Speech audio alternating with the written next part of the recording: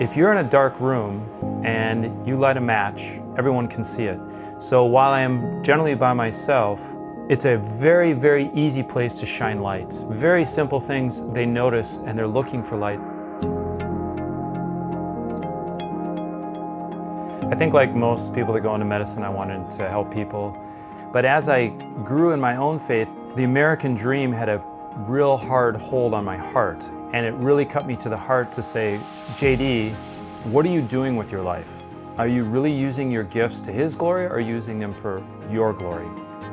A big part of my story is when I discovered that the vast majority of all the missionaries and the vast majority of all the money is actually going to these areas of the world where there's already churches, and the places where there's no churches, you can only go if you're a doctor or a lawyer or a pilot.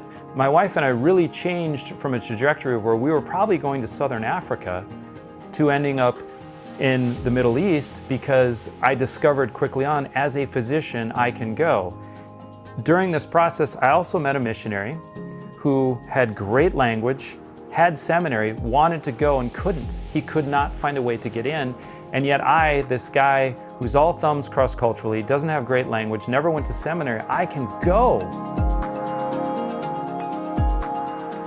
I often get asked if I had a specific calling to this area of the world, and I would say that I didn't. I'm just a doctor who happens to be in a different place.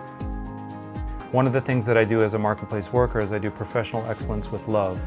And what that means is I'm the best doctor I can possibly be to have the best outcomes as a doctor, but I do it with love. And when you do both of those together, people come to find you. That's one of the biggest impacts that I have, and it absolutely blows their minds, because that just doesn't exist in their context. And they will seek you out very actively because of competency and because of your love. When it says, go therefore and make disciples, the emphasis is not on the going. I always thought it was. The emphasis is actually on the making of disciples. It's assumed that you're going to go. So at the end of the day, it was kind of a discipleship, a spiritual growth thing, that God just said, I gave you all this gifting, now go and be light to the world.